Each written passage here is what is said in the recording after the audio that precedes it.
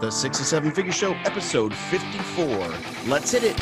Broadcasting from the Valley of the Sun outside Phoenix, Arizona. This is the 6 to 7 Figure Show. Tired of working so hard and having no time? Take your six-figure practice and turn it to a thriving seven-figure enterprise. And now, your host, author, speaker, mentor, and strategist, Frank Bria. Hey everyone, welcome to the 6 to 7 Figure Show. I'm your host, Frank Bria, and today I am absolutely thrilled to be joined by Gabe Arnold, who's the founder and Chief Pencil Sharpener at copywritertoday.net. It's a subscription-based article writing service. Gabe, in his early 20s, saw his construction business hit by the downturn in real estate and to the market of like a $1 million bankruptcy. But Gabe's always enjoyed the technical and the marketing side of the business. And so started building websites for clients as a freelancer. Noticed that the content creation was the part that was holding people up from the sites going live. And there was rarely any content being added after he had finished the site. So he came up with the idea for a monthly subscription model to both resolve the pain point for his clients and generate recurring income for his business. And those of you know I'm a fan of that. So the way that Gabe sums it up is basically by saying, that creating a subscription model business has turned out to be one of the best things I've ever invested my time in. It's led me to grow from barely being able to provide for my family to the first time in my life reaching a six-figure income and the flexibility to truly work when I want to. When the company started, Gabe hustled and wrote every single customer order himself for the first 2 months, and then developed a recruitment system to find qualified writers and now manages a team of 50 remote workers. Gabe, welcome to the show. Thank you so much for having me, Frank. It's going to be fun. Yeah, absolutely. So I want to dig into this switch over from real estate to writing. Now, I know you kind of went through websites, but content that you got to kind of have a skill for that, or at least, I don't know, sometimes just like buckle down and actually do it kind of thing. At least that's the way it is for me. So how did that transition happen? So here's a story of hope for all your listeners. I could not read or write until the second grade. Oh, wow. Okay. So, and from there, it was not easy. From there, I journaled all the time and tried to write, and it took me until I turned, this is crazy. It took me until I turned 30 to actually find my writing voice. And everything I wrote until I was 30 was just absolute garbage. And I would never recommend anybody read it. And if you ever found anything out in the archives or happened upon one of my I have horrible handwriting too. But if you ever found any of that stuff, I'm sorry for you. But anyway,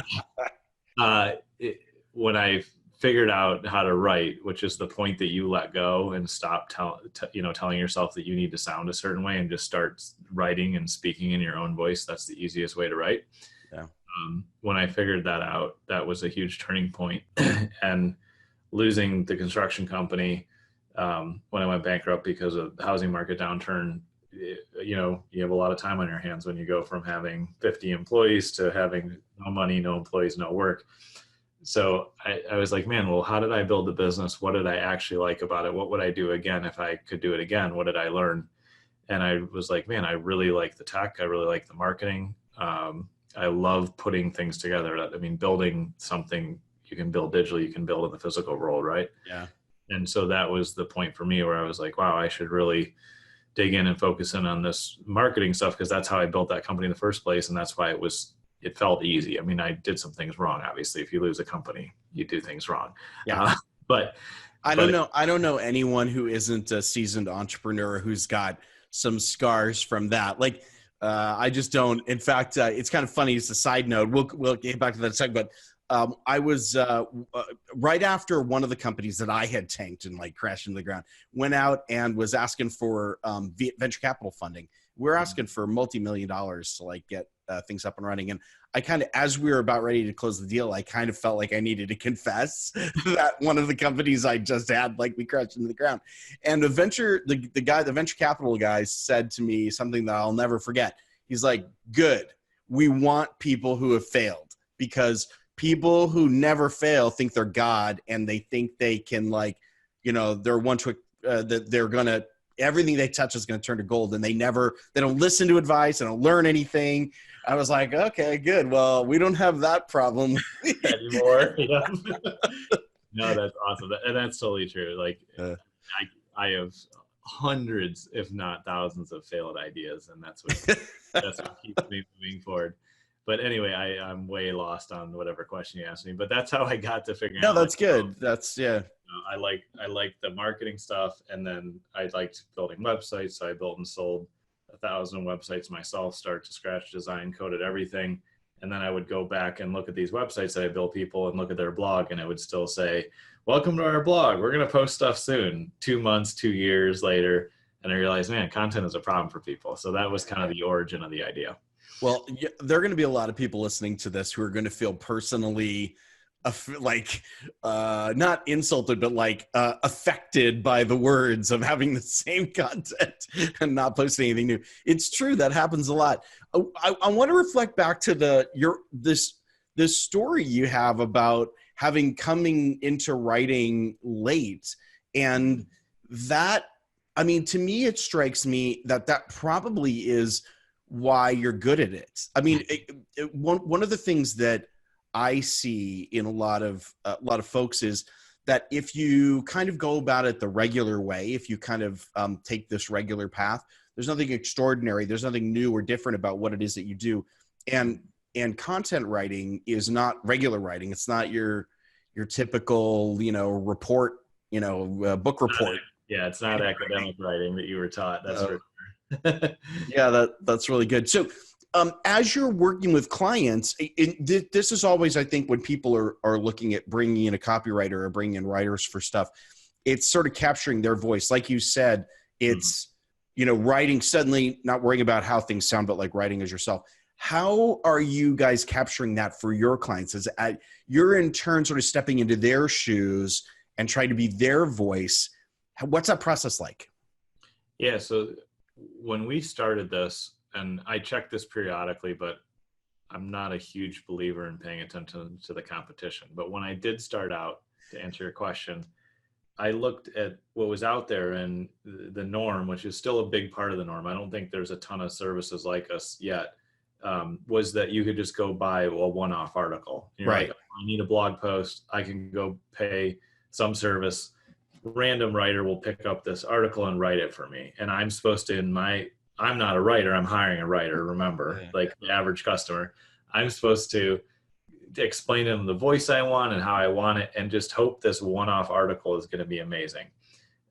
It's like one date with the person. That's your only shot. You can never get together with them again. Yeah. And so that's the norm in the industry. So I realized a couple things. One, that's a recipe for failure before it even starts, because there's no way I can get to know you as a client and write in your voice. And two, it strings the writer along, the company along in this position where, like, oh, we need you today. If it works out and we're really lucky, like maybe that's 10, 15, 20% of the time, then we'll do it again. And if not, I'm going to go try somebody else. And it creates a bad outcome and no value for the client. So when we designed it as a subscription service, it was a win-win, because we now get to hang out with our clients over a period of time. And we always tell our clients, don't expect the first article to be perfect. If you think it's going to be perfect, please don't sign up with us. That's actually what we say to them. But what's going to happen is you're going to get the first article back and say, I liked how you said this, but you know what, this part really isn't how I wanted it to sound. So make some tweaks. We revise it for free, change everything. And then we write the next piece. And now we know, oh, Frank doesn't want it to be formal. He wants it to be super conversational. And here's some of the words he uses. And over the course of a month, and then 2 months and 3 months and beyond, we know who you are. We know what you want. And it sounds just like you were writing it. And on top of that, you have this consistent, engine of content going out for you. We really try to give businesses a voice, because as business owners, as entrepreneurs, as managers, like the last thing, regardless of if you like writing or not, the last thing you have time to do is sit down and tell your audience what you do, which is unfortunate. So that's the process. But that's a fascinating insight that you've just sort of like stumbled across. And it's now it's one of those things that you look back and you're like, duh, it's obvious. But no one's really said that before, because we do this in other areas of marketing. We tell people, you know, with paid ads, like, you're going to burn it in. It's going to take some time. You're going to have to test it out. But in writing, there is this sort of expectation that, you know, your copywriter who's never worked with you before and has never done anything with you before, after one interview, is just kind of nail it. And that's, it is really setting up for failure that way. That's a really good point. That's the whole industry. And like, I've seen some companies pop up with our model, and I hope they all work out. I think the more the better in any, but honestly, everybody sticks with this traditional model that's doomed, in my opinion. So the one-off copywriter thing. That's a really good point. Are you finding that you're attracting a particular kind of business or industry that's needing your services right now? Yes and no. The one thing that we do find is that over 50% of our business is for agencies, because they need this on an ongoing basis for multiple clients, and you can scale up infinitely with us. We have clients who have a single account with us. We have clients who have multiples who we do 300 or 400 articles for a month. Oh, wow. Okay. We write over 1 million words a month now. So we write a lot of content. And so the agency part is always consistent, but inside of that, end of the day, we have a very systematic process that we can write. You know, we write for attorneys, we write for health coaches, we write for entrepreneurs that are talking about, you know, time management. We write for health, you know, cooking, you know, blogs. I mean, like, it's such a huge range that in that sense, we haven't niched down, and that also breaks all the rules. Like, everybody says niche down, and like, I get it, and I understand it, and I advise it in a lot of cases, but it was like, writing is writing once you figure out a process and a formula that allows you. Right now you're attracting just kind of a broad base. I would imagine also that you're seeing, because you definitely have discussed the time element for entrepreneurs of saving them time for this, but I suspect you're also seeing that, you know, writing's not everyone's gig, you know, and it's not the thing for everybody. What are some of the major content mistakes you're seeing entrepreneurs make that, you know, when they're making them, it's kind of like, hey, we ought to probably get a professional in to do this for us? Most commonly, people are super inconsistent with their content, and you're not going to get any value out of inconsistency in anything, especially content. Because if you're consistent, your audience will be like, oh, every week I get a new post, or every couple of weeks I get something in depth that's really thorough. So consistency is always number one.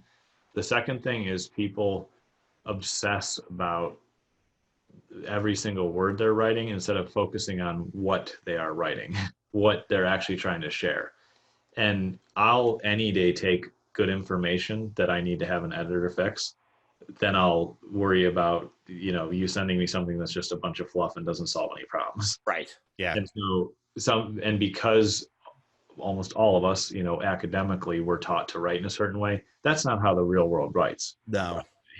And so we have this voice of a parent, a teacher, somebody saying, oh, your writing sucks, or you need to do it this way, or you need to indent your paragraphs, or something stupid that has nothing to do with what you're trying to accomplish. You're trying to, in words, have a cup of coffee with somebody and explain to them what you do. And when people get that and they let go of fear, ego, all that stuff, then it flows, because editing is the easy part. Once you just let the content out. And so that's a real common thing that I see people that just struggle. It's because they're super overthinking and they're editing while they write. And that's like rule number one. Don't edit. That was hard for me. Like, when I wrote my first book, I had to like talk myself out of that all the time, because I'd like delete. You're never going to make any progress with that. You also brought up a really fascinating point that I want to kind of emphasize here. You talked about one of the classic errors. I see this all the time too, where people are writing, but it's not particularly useful. It's fluff, or it's like feel good or whatever. And it's almost like we've forgotten that the word content means that there's actual content in the words themselves. And it sounds like what you're saying is kind of letting the entrepreneur get out of their own head and have another pair of eyes take a look at this will help them kind of not worry about the vanity metrics of it, and really get down to the communication element of what you're writing. Yeah, exactly. any great writer or copywriter you read, and I'm sure, I've written a couple small, not so successful books. I have some bigger ones on the way, but you've written a book, so you'll understand this too. If you sit down to write with no experiencing, nothing of value to share, it's going to be a blank page for a long time, or you'll write a bunch of stuff that nobody wants to read. Right. If you go out there and learn to solve people's problems and do your thing as the entrepreneur, you're a consultant, you're a coach, you're shipping a physical product, you're building houses, whatever you do, then you will have something to say because you're out in the real world doing it. Yeah. Too many times people sit down and try to say something and they have no experience and they have nothing to say. If you're not interesting in person, having a one-on-one conversation, then you're not going to be able to write either. And so I make that point because when it comes down to serving your audience, if your audience needs to know how to install Google Analytics and how to read the reports, get to the meat of it and explain it. And if you don't know how to do that, watch a YouTube video and explain how to do it, because that will be more useful than you making up something you don't know about. And that happens sometimes. And that is a really good point. I like to say there are worse things than a blank page. A page full of nothing. Yeah. That's really cool. I want to pivot a little bit to your business model because it's fascinating to me. You're doing essentially what a lot of people are saying you shouldn't do, which is to create an agency around where there's this physical work that needs to happen, right? Mm-hmm. So the fact that you've got, that you guys are cranking out 1 million words a month tells me you clearly have turned this into a process. But getting people on board has got to be sort of one of the number one bottlenecks.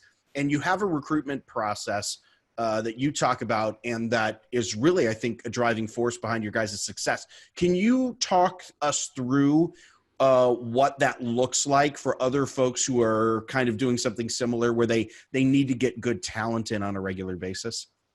Yeah. If we think about the ecosystem of the job market and getting hired and putting a job, an ad out there, if I put a job posting out there and I get all these applicants, get resumes, and I go the traditional route, who am I going to be talking to? Most people polish up their resume when they hate their job or when they're unemployed. Yeah. I mean, it's probably a somewhat of a generalization, but a lot of the time that's what's happening. Yeah. So let's assume, we'll make some assumptions for the point of the principle here. Let's assume that 80% of those resumes you get are from people that are unemployed in the moment. Maybe not any by fault of their own, or maybe because they shouldn't have been, maybe they were lazy. I mean, let's be honest, there are lazy people out there. So you then interview them and they really need the money and they really need the job. They're going to sell themselves and tell you how amazing they are. And you are going to have to make an entire judgment about, do I want to get married to this person? Because when you hire somebody, you're marrying them into your company. It's a commitment for sure. It's a commitment, and it's going to cost you time and money and heartache one way or the other. So you're making a whole decision on 1 or 2 conversations where they are absolutely should be on their best behavior. You should not be on your best behavior, but they're going to say, "Can it get any better than the interview?" Yeah. Of course, I can write 10,000 words a day, or I've done all these great things, and like some vague references to maybe they have done it or haven't done it. Right. That's awesome. I'm super glad that the rest of the business world runs on that model. I think it's a complete waste of everybody's time, and I think it's insulting to the applicants. And I think it's really insulting to a business that's trying to grow and provide value. Maybe not insulting. Maybe I'm being a little too aggressive. It's inefficient. Yeah. But so instead of me saying, "Oh, Frank, you want to write for me?" And you're like, "I'm the greatest writer in the world," and you just told me you write a book, which I believe you, and I'm going to go check your book out, but I haven't seen it. So, people will say things that in their mind are true. Yeah. So instead of me just saying, "All right, I'll hire you," right? We put people through a completely automated process and says, "Oh, you can write? That's great. We want real writers. Go ahead and provide us 2 samples. And you can write the samples. And if you follow our very simple and easy to follow instruction manual, and you write them on topics that we commonly get, and you deliver the quality of work we need, then we would love to consider hiring you." And so what happens is, I haven't checked stats in 6 months because I don't manage that part anymore. But last year I checked stats and we got about 400 applications for the year. 40 of those people made it to the final page and submitted samples. And out of those, I think we hired 10. Wow. That is about the level of filtration you have to go through with that process. And you have hit on the pain point, which is, I think most entrepreneurs have a really hard time with this because, number one, it is a very inefficient process, the sort of traditional way to do things. And I think most of us are kind of not sure if our gut's right when people are telling us, so that people are really good at stories, especially in our industry, man. You go try to hire a salesperson. You get some great stories. Yeah. And so we've automated the process. And then at the end, there's an email that's sent to my general manager and to our writers manager that says, before you even consider hiring this person, check these 10 things. Did they use this font size and this font type? Like, details matter. We do everything the same way.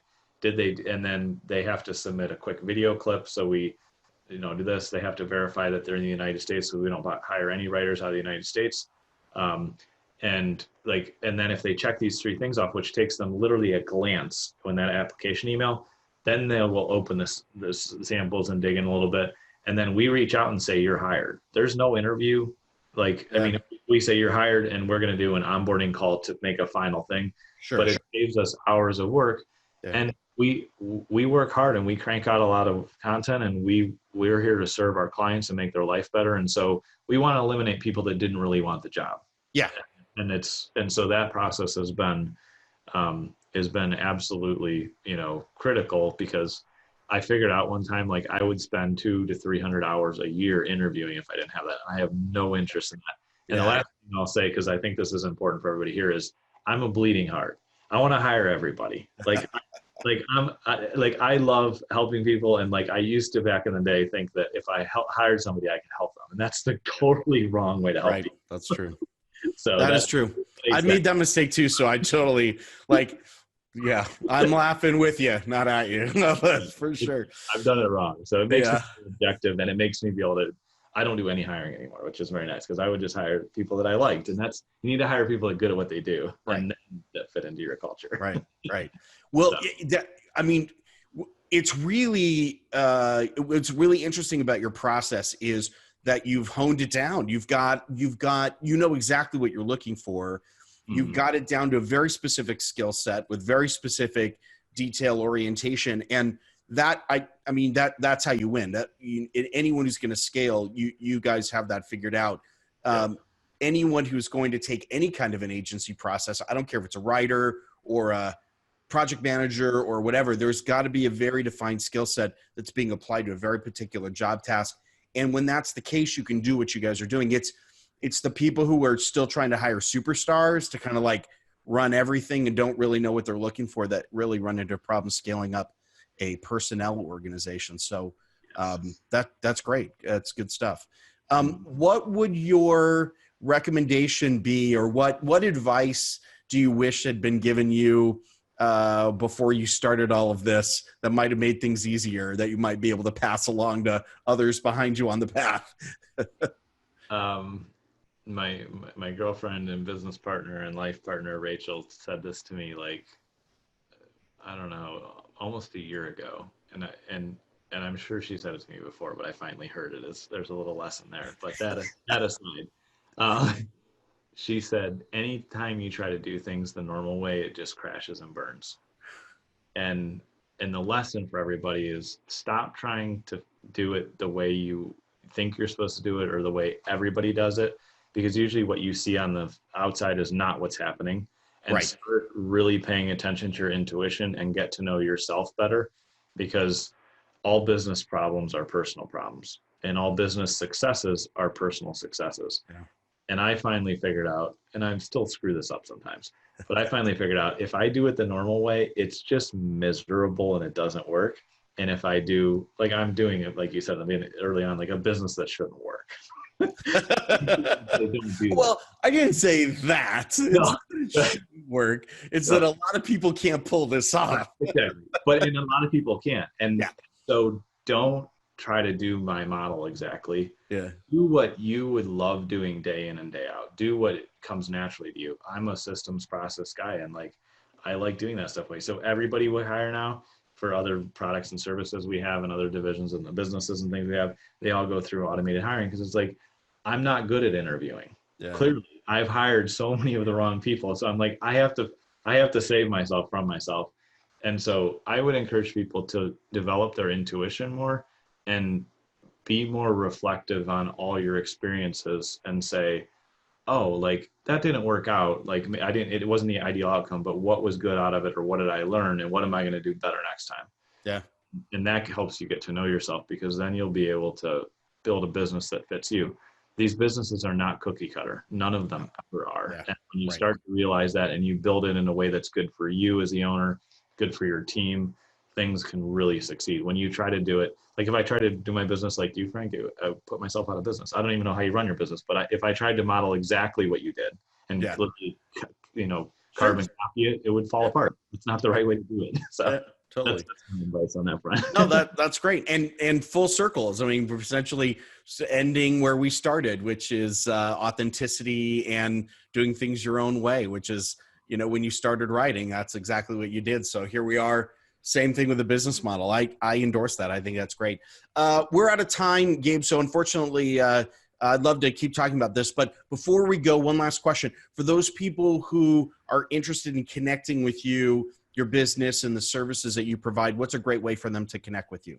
Yeah, I mean, if they want to go check out copywritertoday.net, we give free samples to anybody that's interested. That way you can understand the entire process. And so I'd highly encourage everybody to check that out. And you can find me on Facebook, LinkedIn, just search for Gabe Arnold. It says serial entrepreneur under there. So great. Excellent. And links below the video here for those who are on the YouTube channel, on the show notes page. If you're out and about listening to audio, come on back to the show notes page, click on through to the link, and you'll find Gabe and his amazing team that's cranking out 1 million words a month. Just like spins my head. Gabe, thanks so much for being with us today. Really appreciate it. Appreciate you taking the time with us. Thank you, Frank. It's been fun. Yeah, absolutely. And thanks so much for you being with us on this episode. I know you got a lot of places to go, a lot of things you could do. So if you're spending time with us, we really appreciate that. And you giving us the trust to help you put your business in place there. And this has been the 6 to 7 Figure Show. I'm your host, Frank Bria, and we will catch you next time. Take care. Bye-bye.